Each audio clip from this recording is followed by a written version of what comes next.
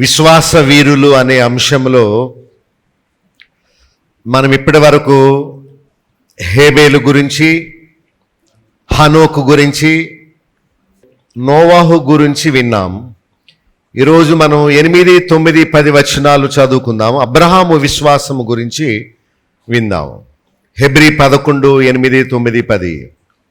అబ్రహాము పిలువబడినప్పుడు విశ్వాసమును బట్టి ఆ పిలుపునకు లోబడి తాను స్వాస్థ్యముగా పొందనై ఉన్న ప్రదేశమునకు బయలు వెళ్ళెను. మరియు ఎక్కడికి వెళ్ళవలెనో అది ఎరుగక బయలు వెళ్ళెను. ఏలైనగా దేవుడు దేనికి శిల్పియు నిర్మాణకుడై ఉన్నాడో పునాదులు గల ఆ పట్టణము కొరకు అబ్రహాము ఎదురు చూచుచూ ఉండెను. సంతోషం. దేవుడు భక్తులను మనకు మాదిరిగా ఉంచాడు. మనం భక్తి నేర్చుకోవాలంటే నేటి కాలపు పాస్టర్లు కాదు, కానీ పౌలు అన్నాడు, నేను క్రీస్తును పోలి నడుచుకున్నట్టుగా మీరు నన్ను పోలి నడుచుకోండి అని పౌలు చెప్పాడు. అలా చెప్పగలిగిన పాస్టరు ఈ లోకంలో ఎవరైనా ఉన్నారా?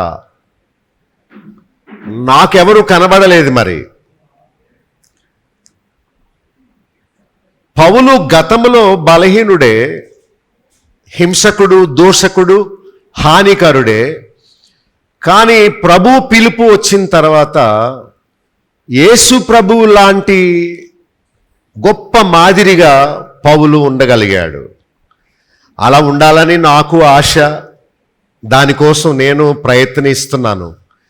మీరు కూడా ప్రయత్నించాలి. మనము 7వ వచనంలో నోవాహు గురించి చెప్పుకున్నాము. అయితే ఇప్పుడు 8, 9, 10 వచనాలు అబ్రహాము గురించి చదువుకుందాం. 8వ వచనంలో అబ్రహాము పిలువబడ్డాడు.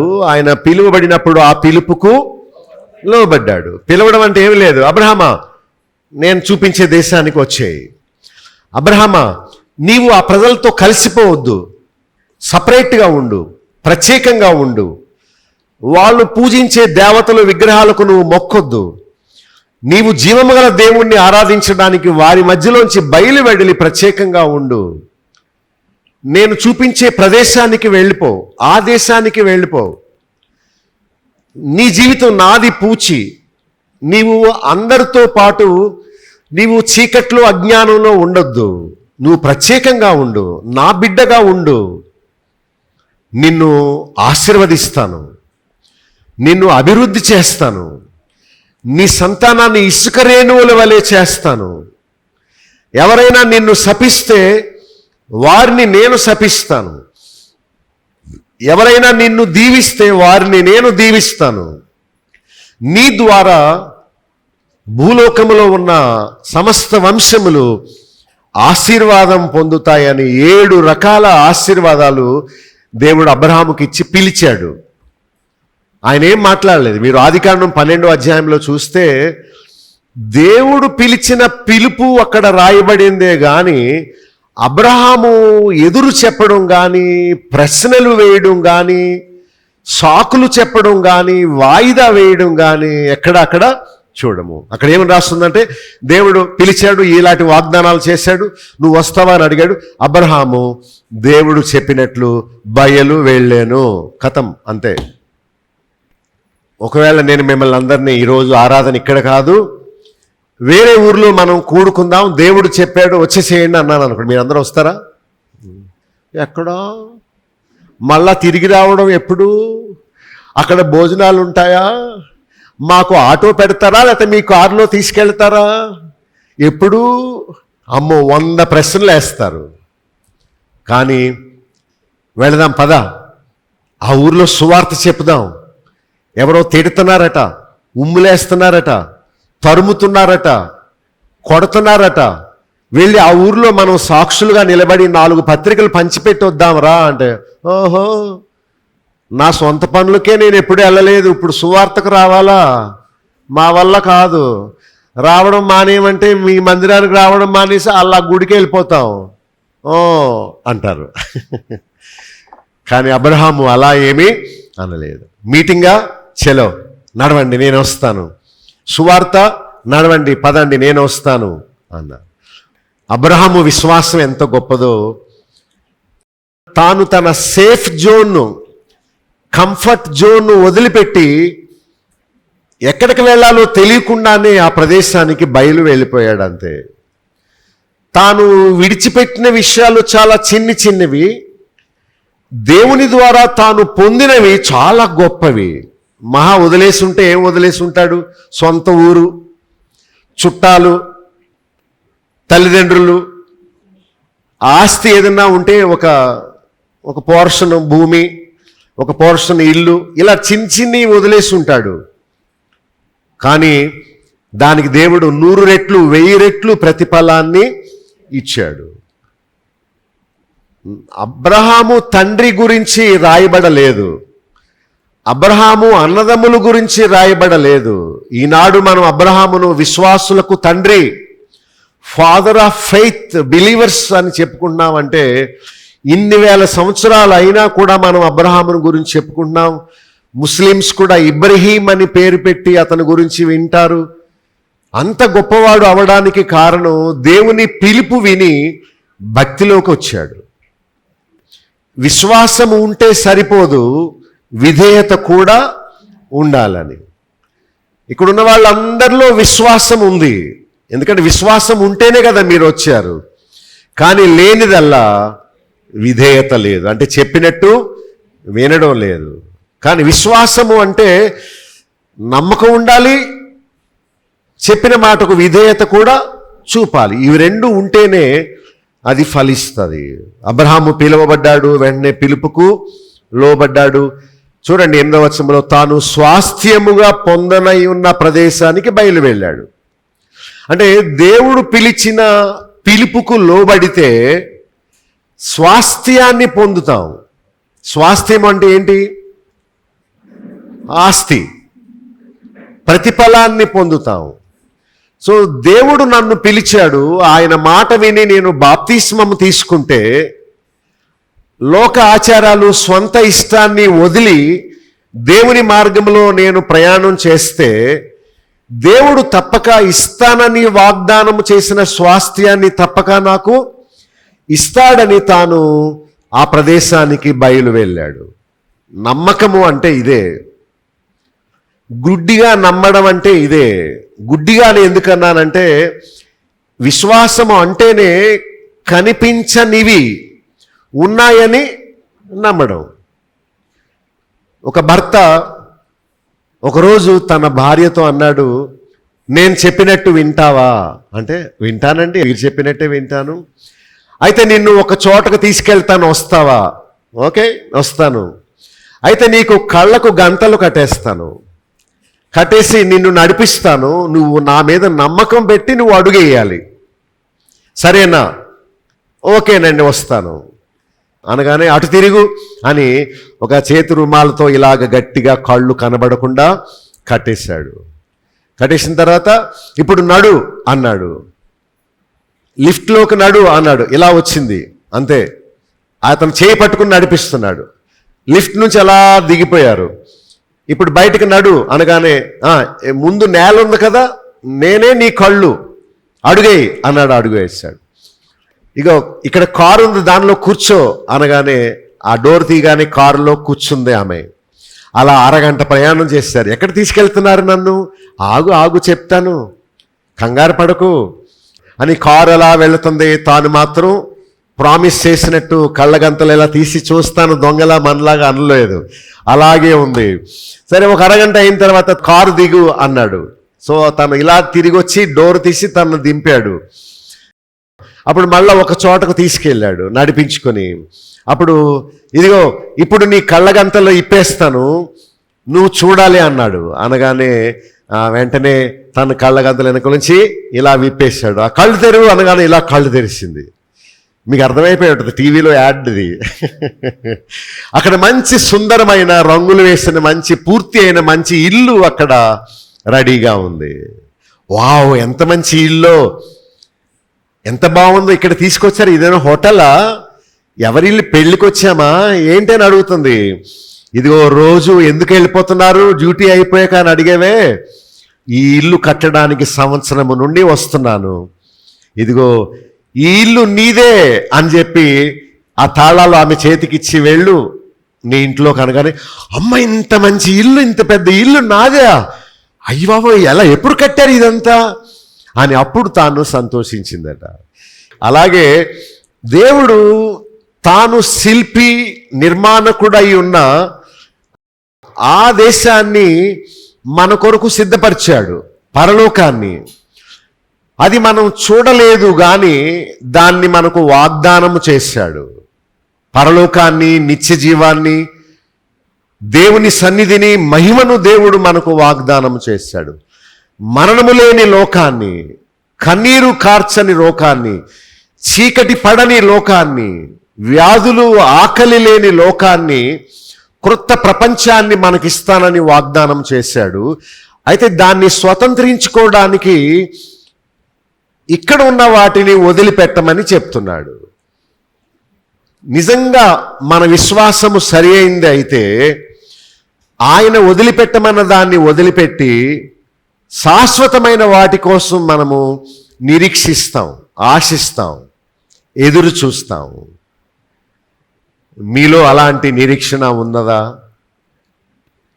వాక్యములో చెప్పాడు దేవుడు, మనం పరదేశులుగా ఉండాలి ఈ లోకంలో. ఏది మనది కాదు అనుకోవాలి. నేను ఈ లోకానికి చెందిన వ్యక్తిని కాను, ప్రభు ఎప్పుడు పిలిస్తే అప్పుడు ఆయన రాజ్యంలోనికి వెళ్ళిపోవాలి, కనుక నేను దాని కొరకు సిద్ధపడతాను. కానీ ఇక్కడ సంఖ్యలతో నేను కట్టబడి ఉండను. ఐ బిలాంగ్ టు హెవెన్, నా పౌరత్వము అక్కడ ఉన్నది, ఇక్కడ నేను పరదేశిని, పరవాసిని అన్న భావముతో అబ్రహాము గుడారాల్లో నివసించినట్టు మనము అలాంటి విశ్వాసముతో ఉండాలని మనం వినినప్పుడు ఆ ప్రకారం చేయాలి. మరి మీలో ఎంతమంది మీ స్వాస్థ్యాన్ని వదిలిపెట్టడానికి సిద్ధంగా ఉన్నారు? మేము బతికేదే దానికోసం కదండి అని అంటారా మీరు? అదేనే కాదు, దేవుని మార్గానికి అడ్డొచ్చే ఏదైనా సరే మనం విడిచిపెట్టడానికి సిద్ధముగా ఉండాలి. 8వ వచనంలో తాను స్వాస్థ్యముగా పొందనై ఉన్న ప్రదేశానికి బయలు వెళ్ళాడు, మరియు ఎక్కడికి వెళ్ళాలో తెలియకపోయినా బయలు వెళ్ళాడు. అది విశ్వాసం అంటే. 9వ వచనంలో విశ్వాసమును బట్టి వారు గుడారాల్లో నివసిస్తూ అన్య దేశములో ఉన్నట్టు వాగ్దత్త దేశములో వారు పరవాసులుగా బ్రతికారు. పరవాసులు అంటే ఎవరు? వాసు అంటే నివసించేవాడు, పరవాసులు అంటే మేము ఈ లోకానికి ఇక్కడకు చెందిన వారం కాదు, పరలోకము, పర అంటే ఇతర లోకానికి చెందిన వారుగా మనము అనుకోవాలి. అలా తాను బ్రతికాడు. అందుకనే 10వ వచనంలో దేవుడు దేనికి శిల్పి నిర్మాణకుడుగా ఉన్నాడో ఆ పునాదుగల పట్టణానికి వెళ్ళడానికి ఆయన ఎదురు చూచాడు. అది విశ్వాసం. మన కంటికి కనబడే వాటిని ఉన్నాయని నమ్మడం అది గొప్పేమీ కాదు. కంటికి కనిపించకపోయినా దేవుడు చెప్పాడు కాబట్టి అవి ఉన్నాయని నమ్మడం అది విశ్వాసము అంటారు. మనం ప్రార్థన చేస్తాం, పక్క వాళ్ళు అనుకుంటారు ఎవరితో మాట్లాడుతుంది ఈమె అనుకుంటారు. ఒకవేళ వాళ్ళు కిటికీలోంచి వచ్చి చూశారనుకోండి, మన ముందు ఎవరు ఉండరు, కానీ మనం మోకరిల్లి ప్రార్థన చేసుకుంటూ ఉంటాం. వాళ్ళు మనల్ని పిచ్చోళ్ళ అనుకుంటారు, ఎవరితో మాట్లాడుతుంది ఈమె, అక్కడ ఎవరు లేరు కదా అని. కానీ మన విశ్వాసం ఏంటి? నా మాటలన్నీ దేవుడు ఆలకిస్తున్నాడు, నేనిచ్చే ఆరాధన స్వీకరిస్తున్నాడు, ఆయన నాకు కనిపించడు కానీ నేను ఆయనకు కనిపిస్తున్నాను అనే విశ్వాసంతో మనం ప్రార్థన చేస్తాం. అంతా విశ్వాసమే. అలాంటి విశ్వాసం మనం కలిగి ఉండాలని అప్పుడు దేవుడు మనకు స్వాస్థ్యమును ఇస్తాడని మనం చూస్తున్నాం. సో అబ్రహాము విశ్వాసులకు తండ్రి, ఆయన పేరు చెప్పండి, ఏం పేరు? అంటే ఆయన లాంటి విశ్వాసం ఎవరైతే చూపిస్తారో వాళ్ళందరూ ఆయనకు కుమారులు అవుతారు. ధనవంతుడు చనిపోయినప్పుడు లాజరు ఎక్కడికి వెళ్ళాడు? అబ్రహాము ఉన్న చోటికి వెళ్ళాడు. సో ఆయన లాంటి విశ్వాసము మనము కనుపరిస్తే లాజరుకి ఈ లోకంలో ఏమీ లేకపోయినా దేవుణ్ణి కలిగి ఉన్నాడు కనుక ఆయన సన్నిధికి వెళ్ళాడు. అలా మనము ఉండాలనేది దేవుని యొక్క ఉద్దేశము. ఆయన క్రియలు గల విశ్వాసాన్ని చూపించాడు. ఏంటంటే తాను చోటు మారాడు, ఇల్లు మారాడు, చుట్టాలని వదిలేశాడు, ఆస్తిని విడిచిపెట్టేశాడు. మనము విశ్వాసము గలవారమై ఉన్నామో లేదో మనల్ని మనం ఎగ్జామిన్ చేసుకోవాలి, పరీక్ష చేసుకోవాలి. అబ్రహాముకున్న విశ్వాసం నాలో ఉన్నదా? అబ్రహాము అవన్నీ వదిలేశాడు. నువ్వు ఏమేమి వదిలావు? వదిలిపెట్టకపోతే అబ్రహాము వలె మనం ఆ స్వాస్థ్యానికి వారసులము కాలేము. తాను ఎదురు ప్రశ్నించకుండా విధేయత చూపాడు. అబ్సల్యూట్ ఫెయిత్ అంటే ఎదురు మాట్లాడకపోవడం. మాకెలా వీలవుద్ది? ఇప్పుడే బాప్తిస్మము తీసుకోమంటే ఎలా? ఇవే ఎదురు ప్రశ్నలు అంటే. ఈ అమ్మాయి అప్పుడే బాప్తిస్మం తీసుకుంటే పెళ్ళి అవ్వదేమో. ఒక అమ్మాయి నాతో చెప్పింది, మా మమ్మీ ఒప్పుకోవట్లేదు పాస్టర్ గారు అన్నది.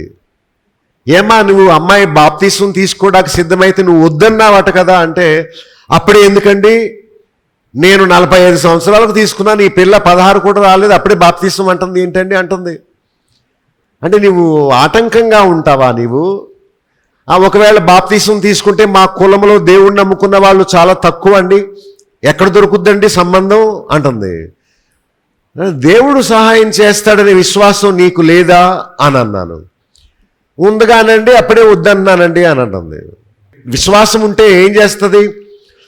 అమ్మా నీవు బాప్తిసానికి లోబడ్డావా? సరే మంచిదే, దేవుని ఆజ్ఞ గైకొనడం, పరలోకమందు దేవుడు సంతోషిస్తాడు, తీసుకో అమ్మా, నాకు ఎలాగ అవకాశం లేదు నీకన్నా ఉంది అని ప్రోత్సహించాలి.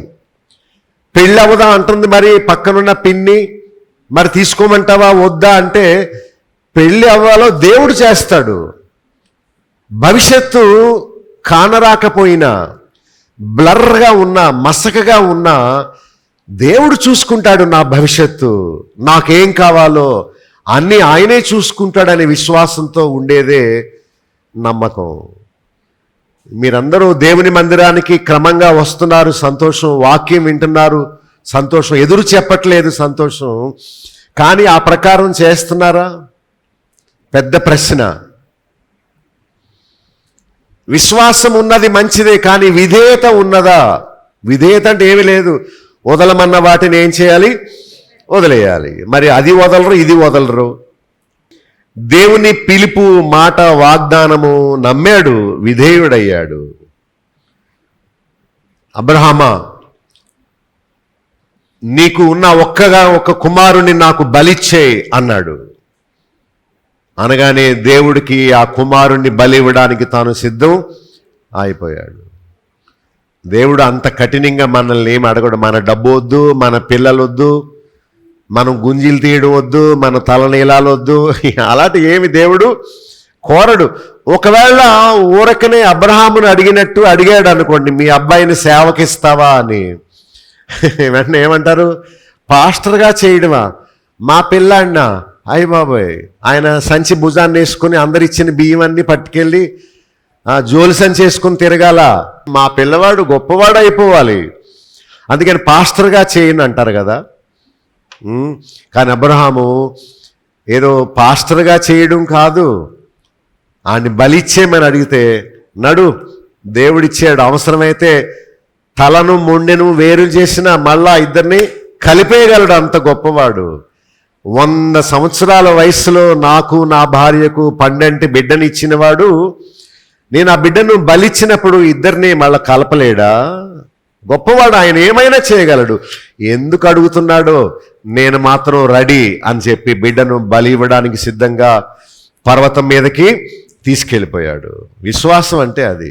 ఎదురు చెప్పకుండా లోబడమే. మొదట ఆయన రాజ్యమును నీతిని వెదుకు, అప్పుడు ఏం కావాలో నేనే ప్రొవైడ్ చేస్తాను, నీకేం కావాలో. ఒక అమ్మాయి అంటుంది, నన్ను మంచి మార్కులతో పాస్ చేస్తే పాస్టర్ గారు నేను బాప్తిస్మం తీసుకుంటాను. అప్పుడు దేవుడు అన్నాడు, నీవు ముందు బాప్తిస్మము తీసుకో, అప్పుడు నిన్నేం చేయాలో నేను చేస్తాను అన్నాడు దేవుడు. సో విశ్వాసము అంటే దేవుడు చెప్పినట్లు చేయడమా, లేక దేవుడికి పరీక్ష పెట్టడమా? సో అబ్రహాము దేవుని మాట నమ్మాడు, సో ఆ ప్రకారం చేశాడంతే. సో నమ్మడం, చెప్పింది చేయడమే నిజమైన విశ్వాసం.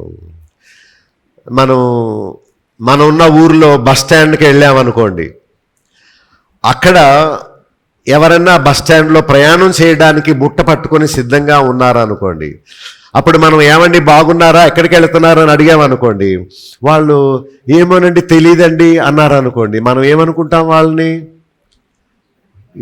మెంటల్ కేసేమో, బుట్ట పట్టుకొని బయలుదేరింది ఈవిడ, బస్ స్టాండ్లో బస్ కోసం వేచి ఉన్నది, ఎక్కడికి వెళుతున్నావు అనగానే ఏమంది? ఏమోనండి నాకు తెలియదు అంటుంది. ఏంటి అనుకోరా? సేమ్ అబ్రహాము పరిస్థితి కూడా అలానే ఉంది. అబ్రహాము ఆస్తి పంపకాలు అయ్యాక వెళ్ళవయ్యా అంటే నాకు అక్కర్లేదు అన్నాడు. 75 సంవత్సరాలు, ఇప్పుడు పిల్లలు లేరు, అక్కడికి ఎక్కడికో వెళితే మందు ఏదో ఇస్తారంటే పిల్లనో కని ఇల్లు అంటే నా గొడవ దేవుడు చూసుకుంటాడని చెప్పేసి ఉన్నపాటున దేవుని పిలుపు విని తాను ఎక్కడికి వెళ్ళాలో తెలియక వెళ్ళిపోతున్నాడు అంతే, ఇలా నడుచుకుంటూ.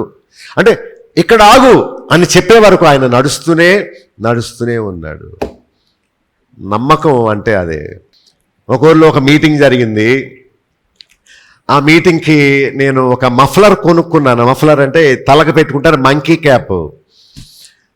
దాన్ని నేను కత్తిరించేసి చుట్టూరు ఇలాగా ఒక కళ్ళగంతల్లా కడదామని దాన్ని కత్తిరించి ఆ ముక్క పడేసి ఎలాస్టిక్లా ఉన్న దాన్ని నేను జేబులో పెట్టుకుని తీసుకెళ్ళాను.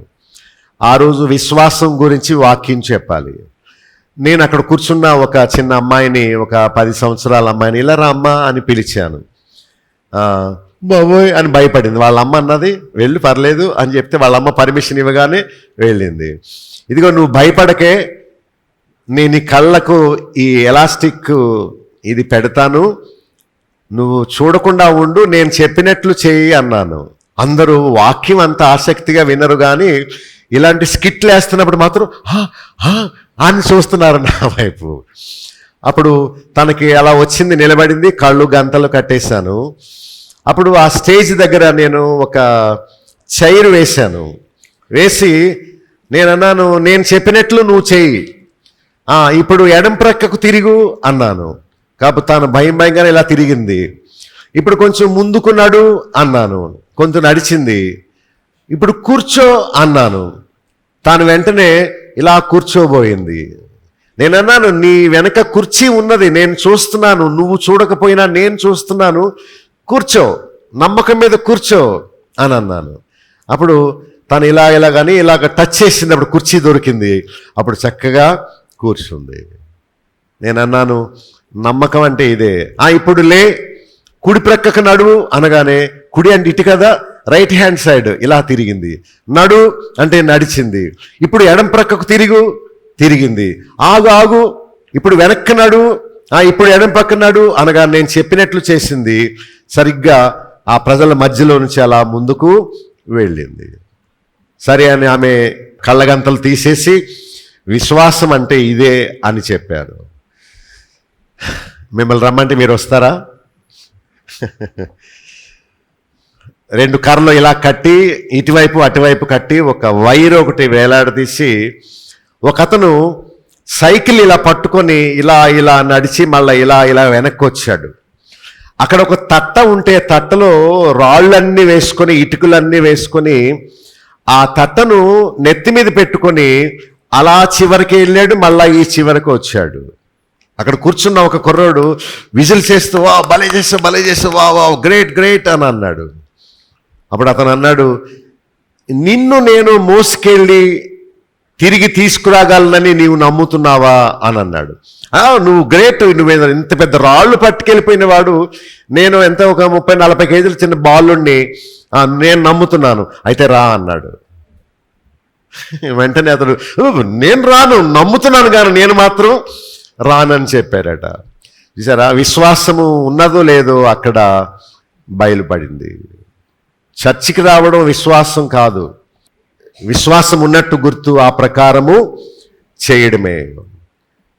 అంటే అబ్రహాము తాను వెళ్ళబోయే దేశాన్ని ముందుగానే ఊహించుకున్నట్టు మనం కూడా ఈ లోకము నాది కాదు, ప్రభు వచ్చి నన్ను తన రాజ్యములోకి తీసుకువెళతాడు, ఇక్కడున్న బంగారాన్ని కానీ, ఇల్లు కానీ, పొలము కానీ, ఏ వస్తువును ఇక్కడ నుండి నేను నాకు కూడా తీసుకొని వెళ్ళలేను, నేను విడిచిపెట్టి వెళ్ళే వాటి గురించి నేను అంత తాపత్రయపడను, శాశ్వతమైన వాటిని నేను సంపాదించుకుంటాను అని పరలోకాన్ని మనం చూడకపోయినా, నిత్య జీవాన్ని మనం చూడకపోయినా, దేవుడు అనుగ్రహించే మహిమ కిరీటాన్ని మనం కళ్ళారా చూడకపోయినా అది ఉన్నదని, దేవుడు ఇస్తాడని మనం నమ్మాలి. 6వ వచనంలో మనం చూసాం కదా, చూడండి ఏమని రాస్తుందో, ఆయన ఉన్నాడని, తన్ను వెదుకు వారికి ఫలము దయచేయువాడని నమ్మాలి. దేవుడు ఉన్నాడా? ఉన్నాడు. ఆయన్ని వెతికితే ప్రతిఫలం ఉందా? ఉంటుంది అని మనం నమ్మడమే. ఒక తాతగారు వాళ్ళ మనవణ్ణి పట్టణంలో చాలా దూరం గంట ప్రయాణం చేసి సిటీ బస్ ఎక్కి నడిబొడ్లోకి తీసుకెళ్ళాడట. తీసుకెళ్ళాక నడిపిస్తున్నాడు. అక్కడ పెద్ద పెద్ద భవనాలు, దారులు, కార్లు, మనుషుల్ని చూపిస్తున్నాడు. ఒరే మనవడా, నేను ఇప్పుడు నిన్ను ఇక్కడ వదిలేశాను అనుకో, నువ్వు ఇంటికి ఎలా వస్తావు అని అడిగాడు. అంటే తాతగారి ఉద్దేశం ఏంటంటే మనవడికి తాత మీద ఎంత విశ్వాసం ఉందో తెలుసుకుందామని. అప్పుడు అన్నాడు, నిన్ను వదిలేశాను అనుకో ఏం చేస్తావు, ఎలా రాగలవు, ఏ బస్సు ఎక్కుతావు, ఏ ఆటో ఎక్కుతావు, అడ్రస్ ఏమని చెప్తావు, నీవు 2 సంవత్సరాల 3 సంవత్సరాల పిల్లోడు, నీకేం తెలీదు, నా ఫోన్ నెంబరే నీకు తెలీదు, ఒకవేళ సడన్గా నిన్ను వదిలేసి నేను వెళ్ళిపోయాను అనుకో, నువ్వు ఇంటికి ఎలా వస్తావు చెప్పు అన్నాడట. అప్పుడు ఆ పిల్లాడు ఏం చెప్పుంటాడు, నువ్వు నన్ను వదలడమా కళ, ఎప్పుడు వదలవు, నువ్వు ప్రాణమైనా పోగొట్టుకుంటావు కానీ ప్రాణంతో సమానంగా ప్రేమించే నన్ను నీవు ఎప్పటికీ వదలవు, ఎందుకంటే నేను బాలుణ్ణి, నాకు అడ్రస్ తెలీదు, నా అంతటి నేను స్వయంగా ఇంటికి వెళ్ళలేనని నీకు తెలుసు, కనుక నీవు నన్ను ఎప్పటికీ విడిచిపెట్టవు అనగానే వెంటనే ఆ తాతగారు ఆ బాబుని ఎత్తుకొని, ఎందుకురా నేనంటే అంత నమ్మకం నీకు అంటే, తాత అన్నాడట. చూసారా, విశ్వాసం అంటే ఇదే. మనం ఏదో పాటలు పాడడం, 10 రూపాయలు కానుకలు హుండీలో వేసి వెళ్ళడం మాత్రమే కాదు విశ్వాసం అంటే. దేవుడు చెప్పాడు, నేను నమ్ముతున్నాను అంతే అని అలా మనం విధేయత చూపించే విశ్వాసము కలిగి ఉన్నాం. అబ్రహాము చూపిన విశ్వాసము మనము కనుపరిస్తే మనము ఆయనకు కుమారులు అవుతామని చెప్తున్నాడు. సో పాత జీవితము, పాత పరిచయాలు, పాత కట్టుబాట్లు, ఆచారాలు, పాపములో నుండి మనం బయటకు రావాలి. తాను వదిలిపెట్టింది చిన్న చిన్న విషయాలే, కానీ దేవుడు అతనికి ఇచ్చింది చాలా గొప్పది. ఆదికాండం చూడండి, ఆదికాండము 12 మొదటి వచనం, అబ్రహామా నీవు లేచి నీ దేశము నుండి, నీ బంధువుల నుండి, నీ తండ్రి ఇంటి నుండి బయలుదేరి ఎక్కడెక్కడి నుంచి చెప్పండి, దేశము నుండి, బంధువుల యుద్ధ నుండి, తండ్రి బయలుదేరు. 3 వదిలేయాలట. ఏంటేంటవి? దేశం వదిలేయాలి, బంధువుల్ని చుట్టాలని వదిలేయాలి, తండ్రి ఇల్లు. మిమ్మల్ని వదిలేయమంటే మీరు ఈ 3 వదిలేస్తారా? దేశం విషయం పక్కన పెట్టండి, గ్రామము, జిల్లా వెరీ హార్డ్. మందిరాన్ని అన్న వదిలేస్తారు కానీ సొంత ఇంటిని వదలరు. అవ్వ కావాలి బువ్వ కావాలంటే ఎలా అనే సామెత ఉంది. నీకు పరలోకము, మహిమ, నిత్య జీవం కావాలంటే వదిలిపెట్టాల్సిన స్నేహాలు వదిలేయాలి. దేవుడు కావాలి, పరలోకం కావాలంటే లోక ఆచారాలను, స్వార్థాన్ని వదిలిపెట్టకపోతే ఆ స్వాస్థ్యం మనకు రాదు. ఇది మనకు చెబితే చాలా కష్టం, వెళ్ళలేము. నేను చెప్పినట్లు నువ్వు చేస్తేనే తప్పక ప్రతిఫలం ఇస్తానని దేవుడు చెప్తున్నాడు. నిన్ను గొప్ప జనముగా చేస్తాను, 2-3 వచనాల్లో నిన్ను ఆశీర్వదిస్తాను, నీ నామాన్ని గొప్ప చేస్తాను, నీవు ఆశీర్వాదముగా ఉంటావు. ఇవన్నీ చెప్పిన తర్వాత 4వ వచనంలో దేవుడు చెప్పినట్లు అబ్రహాము వెళ్ళాడు. విశ్వాసము అంటే ఇదే. చూస్తే, కనిపిస్తే నమ్మేది విశ్వాసం కాదు.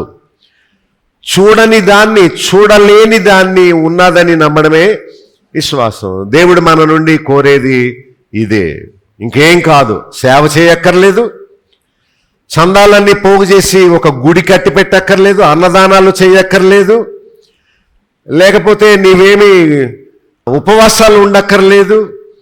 ఆయన కోరేది ఆయన మీద నమ్మకం ఉంచడమే. ఎవరి మీద? పాస్టర్ గారి చేతి మీద కాదు, గుడి గోపురాల మీద కాదు, దేవుని మీద నమ్మకం, ఆయన మాట మీద మనం నమ్మకం ఉంచడమే. మరి చూచి నమ్మిన వారు ధన్యులా, చూడక నమ్మిన వారు ధన్యులా? నేను యెరూషలేము వెళ్ళి ఆయన ఖాళీ సమాధి చూస్తే గాని నమ్మను అంటావా నువ్వు? డబ్బులున్న వాళ్ళు వెళ్తారు, డబ్బులు ఏం చేసుకోవాలో తెలియక 2-3 లక్షలు ఖర్చు పెట్టి పని పాట లేనోళ్ళు వెళ్తారు.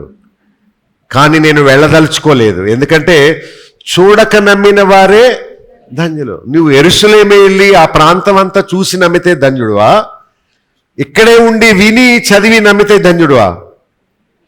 చూడకుండా నమ్మితేనే ధన్యులు. గలతీ పత్రిక చూడండి 3:7. గలతీ 3:7. విశ్వాస సంబంధులే అబ్రహాము కుమారులు. అంటే అబ్రహాము చూపించిన విశ్వాసాన్ని కనుపరిచిన వారే అబ్రహాము కుమారులు అనబడతారు. గలతీ 3:8లో దేవుడు విశ్వాస మూలముగా అన్యులను నీతిమంతులుగా తీర్స్తాడు. 11లో నీతిమంతుడు విశ్వాస మూలమున జీవిస్తాడు. 14లో అబ్రహాము పొందిన ఆశీర్వచనము క్రీస్తు ద్వారా మనకు కలుగుతుంది. అబ్రహాము అబ్రహాము అబ్రహాము ఆయన చాలా గొప్ప వ్యక్తి. ఆయన పేరు రాయబడినన్ని సార్లు ఏ వ్యక్తి పేరు రాయబడలేదు. మీకు తెలుసా, కొత్త పాత నిబంధనలో 308 సార్లు అబ్రహాము పేరు మనం బైబిల్లో చూస్తాం. పాత నిబంధనలో 224 సార్లు, క్రొత్త నిబంధనలో 74 సార్లు ఆయన పేరు రాసి ఉంది. ఎంత ప్రాముఖ్యుడో చూడండి. ఆయన ద్వారా అందరూ ఆశీర్వదింపబడతారు. అంటే ఆయన చూపించిన మాదిరి అనుసరించడం వల్ల మనము ఆయన వంటి ఆశీర్వాదాన్ని పొందుతాం. అంటే బంగళాలు కట్టుకోవడం ఆశీర్వాదం కాదు, విలువైన కార్లు కొనుక్కోవడం ఆశీర్వాదం కాదు, విస్తారమైన బంగారము భూములు సంపాదించడం ఆశీర్వాదం కాదు. వాటన్నిటిని మనం వదిలిపెట్టి వెళ్ళిపోవాలి. శాశ్వతమైన నిత్య జీవాన్ని పొందేవారే ఆశీర్వదింపబడిన వారు. సో అబ్రహాము అంతటినీ అందరినీ వదిలిపెట్టేశాడు. మరి మనము ప్రభు నిమిత్తము విడిచిపెట్టవలసింది బోళ్ళంతా ఉంది. ఆస్తిని వదిలేయాలి అవసరమైతే. రెండవది అంతస్తులు వదిలేయాలి, చుట్టాలని వదిలేయాలి, పదవులు వదిలేయాలి. భక్తికి రాజకీయానికి పడదు. తప్పు సంఘాలు విడిచిపెట్టాలి, తప్పు సేవకుల మీద ఉన్న ప్రేమను వదిలేయాలి, పాత పేరు విడిచిపెట్టాలి. మీరు వదలగలరా? దేవత పేరు ఏదన్నా మీకుంటే? అబ్రహాము దేశాన్నే వదిలేశాడు, నువ్వు పేరు వదలలేవా? నువ్వు పాత పేరే వదిలిపెట్టలేనప్పుడు నీవు అబ్రహాము లాంటి పెద్ద త్యాగం ఏం చేయగలవు నువ్వు? ఒకవేళ నీకున్న ఆ పేరు ఒకవేళ దేవుడు పరలోకములో రాయడేమో, ఎందుకంటే అది దేవత పేరేమో. సారీ, అది రాయడు. ఆ పేరు ఉచ్చరించొద్దు అని చెప్పినప్పుడు దాన్ని ఎలా నమోదు చేస్తాడు? మంచి అర్థమిచ్చే పేర్లు బోళ్ళన్నీ ఉన్నాయి. సో మనము అలాంటివి విడిచిపెట్టాలి, మన పంతాన్ని వదిలేయాలి. తర్వాత కక్షలు వదిలేయాలి. వదలగలరా మీరు? ఇంత మాట అంద నన్ను అని మర్చిపోగలరా? స్వార్థం వదిలేయాలి, ఫ్యాషన్ వదిలేయాలి. మీరు ఫ్యాషన్ వదిలేశారా? లేకపోతే టీవీలో చూసినట్టుగా ఫ్యాషన్ చేస్తున్నారా? రోజుకో రకం ఫ్యాషన్ వస్తుంది లోకంలో. మనము దాన్ని వదిలేయగలగాలి. లోకం మీద ప్రేమ, డబ్బు మీద ప్రేమ, బంగారం మీద ప్రేమ, ధనాపేక్ష, ఇదంతా వదలకపోతే మనము దేవుని రాజ్యానికి అర్హులము కాలేము. నీకు లోకము, ఫ్యాషను, నేత్రాస, శరీరాస కావాలా?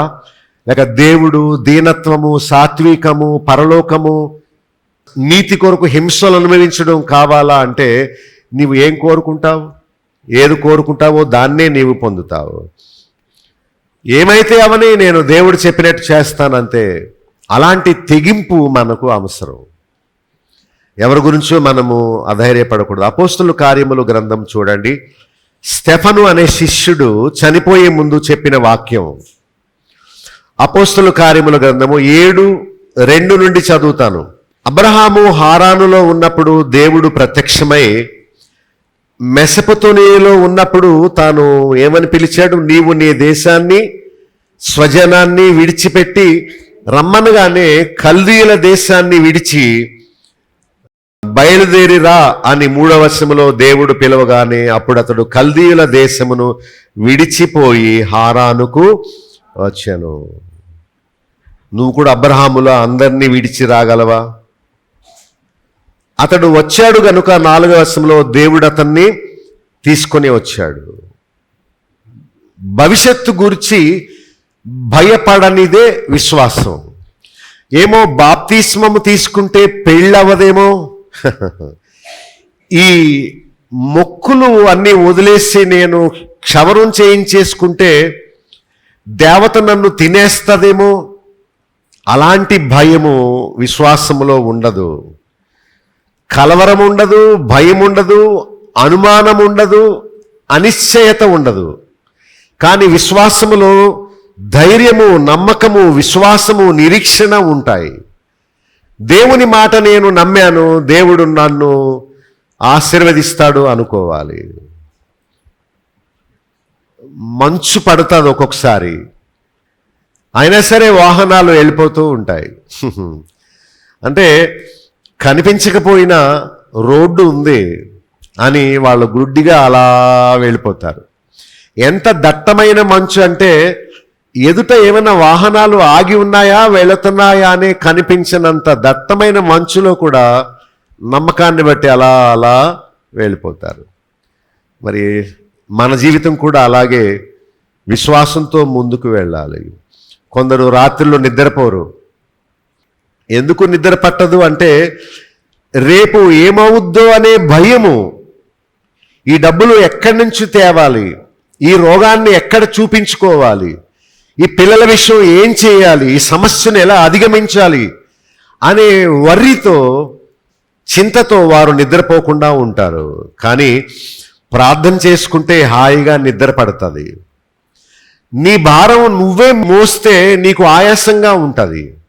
కానీ నీ భారము యెహోవా మీద మోపము, ఆయన నిన్ను ఆదుకుంటాడనే వాక్య ప్రకారము చక్కగా ప్రార్థన చేసుకుని పడుకోవాలి. నా విషయాలన్నీ దేవుడే చూసుకుంటాడులే అనుకోవాలి. నువ్వు చూసుకోలేవు, మరి ఎందుకు చింత? దేని గురించి విచారము, అవిశ్వాసము? నన్ను పిలిచినవాడు నమ్మదగినవాడు, నాకేది అవసరమో ఆయనే చూసుకుంటాడనే విశ్వాసంతో మనం బ్రతకాలి ధైర్యంగా. భవిష్యత్తు ప్రశ్నార్థకంగా ఉన్నా, మసకగా ఉన్నా, ఏమీ అర్థం కాకపోయినా ధైర్యముతో, విశ్వాసముతో నిశ్చింతగా ఉండాలి. విశ్వాసం అంటే అది. ఏడ్చేది విశ్వాసం కాదు. నిశ్చింత అంటే ఏంటి? చింత లేకుండా ఉండాలి. బైబిల్లోని మంచి భక్తులను మాదిరిగా తీసుకోవాలి. భక్తిలోకి వచ్చిన తర్వాత మనము వదలమన్న దాన్ని వదిలేయాలంతే. నా దగ్గర ఇంకో లిస్ట్ ఉన్నది.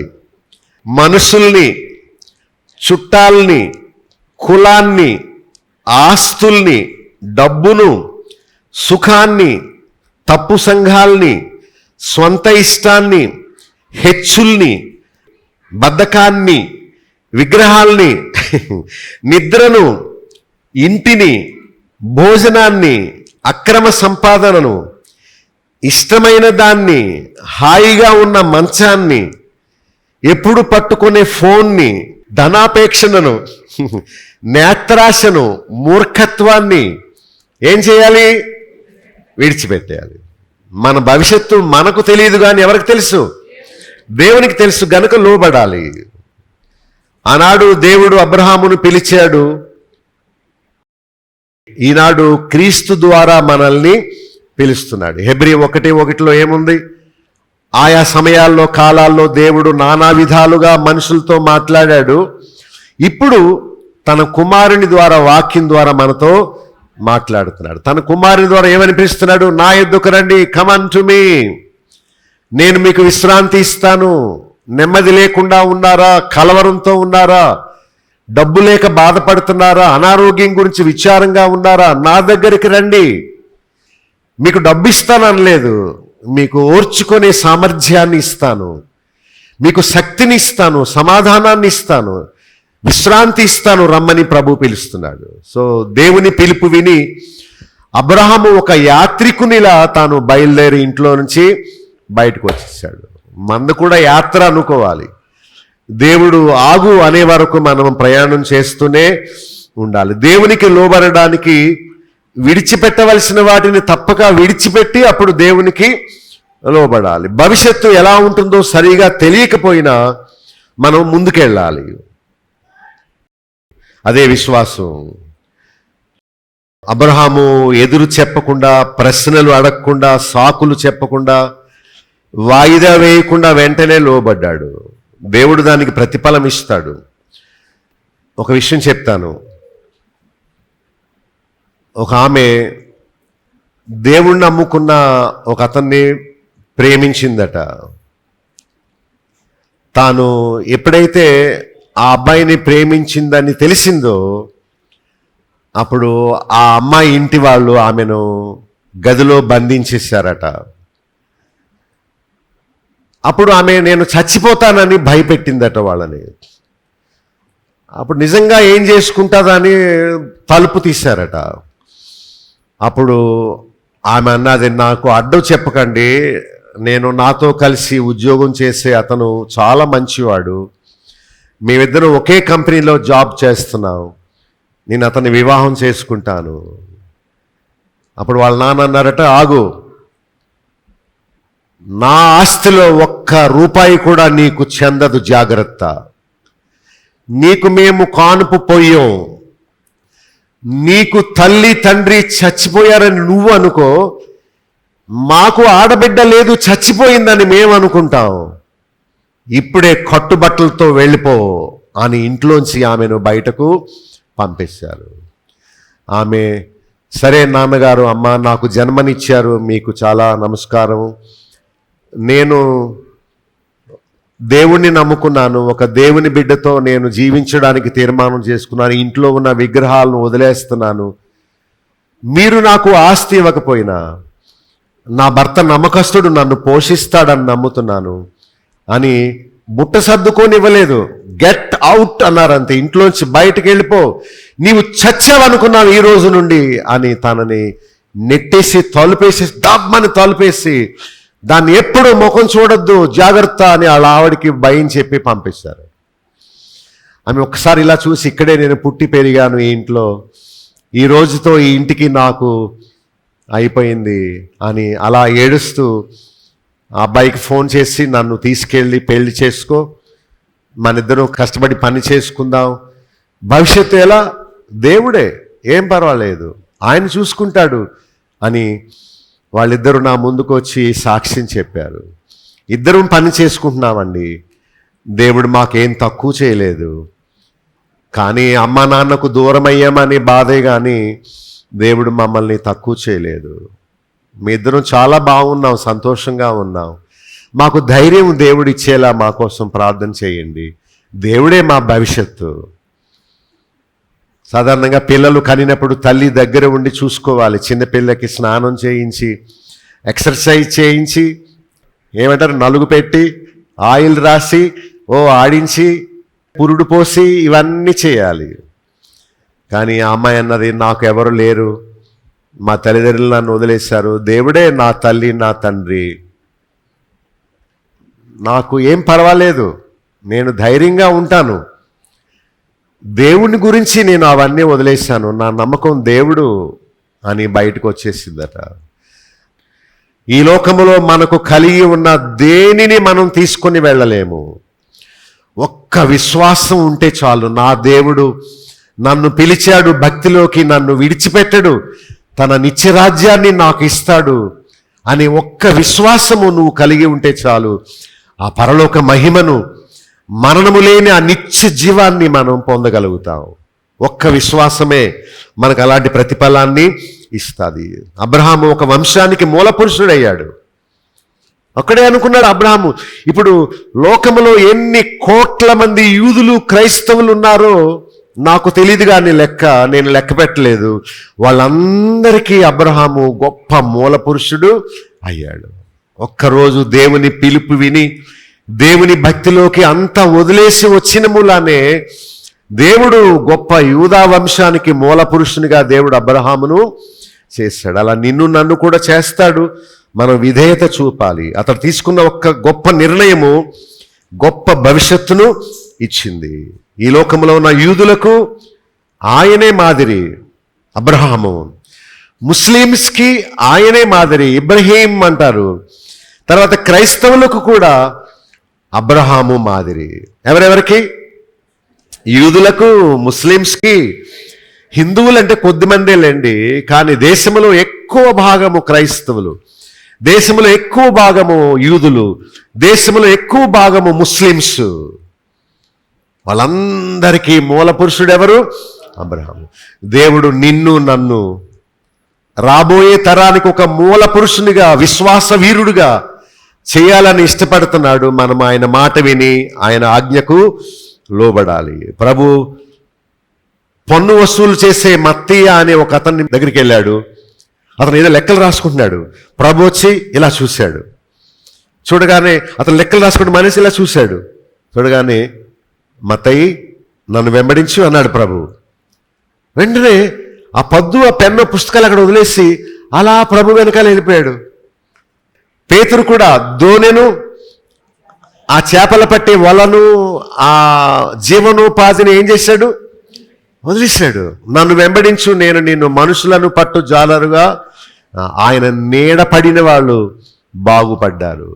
ఈనాడు పేతురు తాను ఒప్పుకున్న ఆ విశ్వాసం మీద ప్రభు ఈ సంఘాన్ని కట్టాడు. నీవు కొంచెం శ్రద్ధ తీసుకొని దేవుని పిలుపుకు విధేయత చూపితే దేవుడు నిన్ను, నీ వంశానికి గొప్ప మహారాణిగా, అబ్రహాము రాజుగా నిన్ను కూడా దేవుడు చేస్తాడు. అయితే మనం చేయాల్సిన పని ఏంటంటే 8వ వచనంలో దేవుడు మనల్ని వాక్యం ద్వారా పిలిచినప్పుడు పిలుపుకు లోబడాలి. ఏం చేయాలి? మీ అబ్బాయిని నాకు బలిచ్చే అనగానే ఓ ఎస్ అని బయలుదేరిపోయాడు. మరియా యోసేపును మీరు బిడ్డను ఎత్తుకొని పారిపోండి ఐగుప్తుకు అనగానే వెంటనే వాళ్ళు పారిపోయారు. యేసు ప్రభు ఆ కూడా హెబ్రీ 5:7 దేవునికి తను తాను అప్పగించుకున్నాడు, లోబడ్డాడు. సో స్వాస్థ్యముగా పొందనై ఉన్న పరలోకాన్ని, నిత్య జీవాన్ని, ప్రభు సన్నిధిని పొందడానికి మనం బయలు వెళ్ళాలి. మీరు బయలుదేరారా? చెప్పండి. ఇప్పుడు ఇంట్లోంచి బయటకు వస్తేనే కదా ప్రయాణం ముందుకు సాగుద్ది. మనం ఇంట్లోంచి బయటకు రాకుండా టీవీ ముందే కూర్చొని అయిపోతుంది ఆగు, సీరియల్లో వచ్చేస్తున్నాను ఆగు అంటుంటే ఎక్కడ అవుతుంది? నువ్వు ముందు ఆ టీవీ కట్టేయాలి, అప్పుడు కానీ అడుగు బయట పడదు. బయటికి రా, అప్పుడు ఒక అడుగు ముందుకే, అప్పుడు రేపు ఇంకో అడుగు, అలా అలా మనం ముందుకి బయలు వెళ్ళాలి. దీన్ని విడిచిపెడితేనే దాన్ని మనం పొందగలం. పరలోకం ఎక్కడ ఉంటుందో, ఎలా ఉంటుందో చూడకపోయినా మనం నమ్మి వద్దాం. అతడు అక్కడ నుండి బయలు వెళ్ళాడు. మరి మీరు ఎందాక మీ పయనము సాగింది? అబ్రహాము ఊరు అనే ఊరును వదిలిపెట్టి, ఆ ఊరు పేరు ఊరు, అదే ఊరు అనే ఊరును వదిలిపెట్టి అబ్రహాము బయలుదేరి వెళ్ళిపోయాడు. మరి మీరు బయలుదేరారా? మీరు బయలుదేరినట్టు గుర్తు తండ్రి ఇంటిని, చుట్టాలని, ఆచారాలని, ఫ్యాషన్స్ని ఏం చేయాలి? వదిలేయాలి. లేకపోతే దేవునికి పనికిరాం. 9వ వచనంలో దేవుడు చేసిన వాగ్దానానికి మనం వారసులం అవుదాం. ఈ లోకము ఒక గుడారము వంటిదని అనుకుంటూ అన్యుల దేశములో ఉన్నట్టుగా మనం పరవాసులుగా ఉందాం. ఏమనుకోవాలి? ఈ లోక ఆస్తి గురించి ఆలోచించొద్దు, పోరాడొద్దు. కలిగి ఉంటే ఓకే, కానీ నాకు కావాలని దెబ్బలాడొద్దు. మనం ఎప్పుడు అనుకోవాలి, I don't belong to this world. నేను ఈ లోకానికి సంబంధించిన వ్యక్తిని కాను. నా పౌరత్వము పరలోకము అని అనుకోవాలి. నిన్న పేపర్లో ఒక ఆర్టికల్ చదివాను. ఏమని ఉందంటే, ఎవరైనా అమెరికా పౌరత్వం కావాలంటే 43 కోట్లు చెల్లించాలట. ఆ డబ్బు ఉంటే మనం బ్యాంకులో వేసుకుని హాయిగా బతకొచ్చు. అక్కడికి వెళ్ళి బాధలు పడ్డం ఎందుకు? ఇక్కడ మన వాళ్ళందరూ ఉంటారు. 43 కోట్లు అంటే ఎంత వస్తుంది వడ్డీ? చూసారా? అక్కడే ఉంది అమెరికాలో. ఒక ప్రేమ బాంధవ్యం ఉండదు. కానీ దేవుడు ఉచితంగా ఇస్తానంటున్నాడు. పరలోక పౌరత్వము ఎంత గొప్పది! అమెరికా పౌరత్వం ఎవరికి కావాలి? కానీ దేవుడు ఉచితముగా కేవలము విశ్వాసము చూపినంత మాత్రాన్న, దేవుని మీద నమ్మకం పెట్టుకున్నంత మాత్రాన్న దేవుడు పరలోక పౌరత్వాన్ని ఇస్తానన్నాడు. మీ అందరికీ ఆధార్ కార్డు ఉంది కదా, అది మాత్రం ఉంటుంది. అది లేకపోయినా పర్వాలేదు, కానీ పరలోక పౌరత్వాన్ని పొందుదాం. 10వ వచనంలో చివరిగా, దేవుడు శిల్పిగా ఉండి నిర్మించిన ఆ స్థిరమైన ఆ పట్టణం కొరకు ఎదురు చూద్దాం. ఏ పట్టణం కొరకు? పరలోక పట్టణం కోసం ఎదురు చూద్దాం. ప్రార్థన చేసుకుందాం.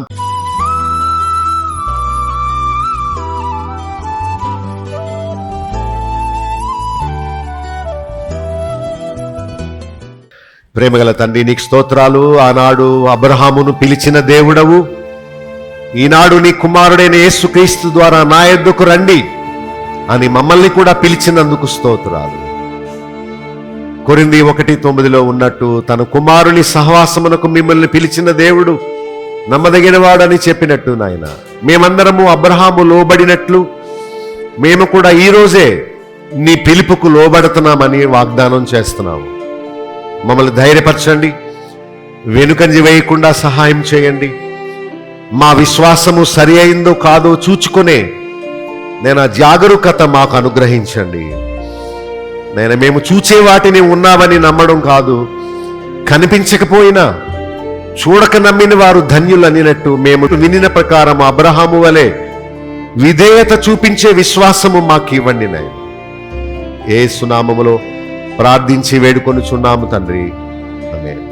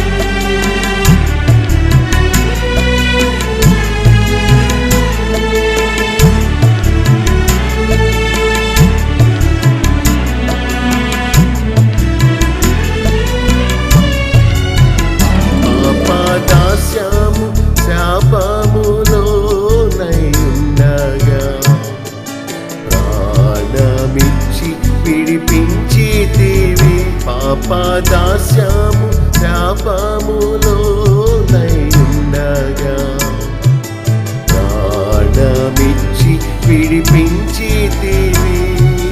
అందుకే నీకు స్తోత్రములు, అందుకే నీకు స్తోత్రములు. నేను ఘోర పాపినైయుండగా ప్రభు నన్ను రక్షించెను.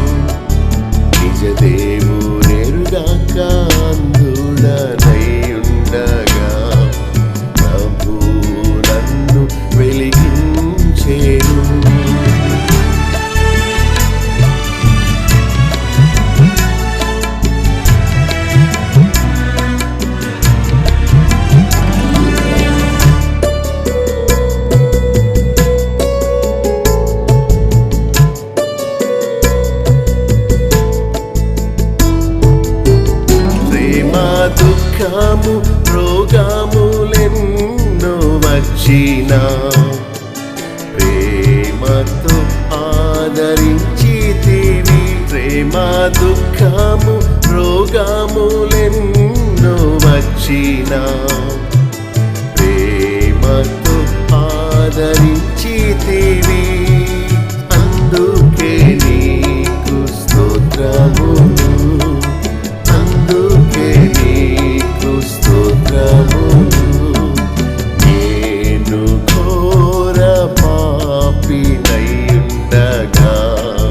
ప్రభు నన్ను రక్షించెను. నిజ దేవునెరుగాక అంధుడనైయుండగా ప్రభు నన్ను వెలిగించెను. నేను ఘోర పాపినైయుండగా ప్రభు నన్ను రక్షించెను.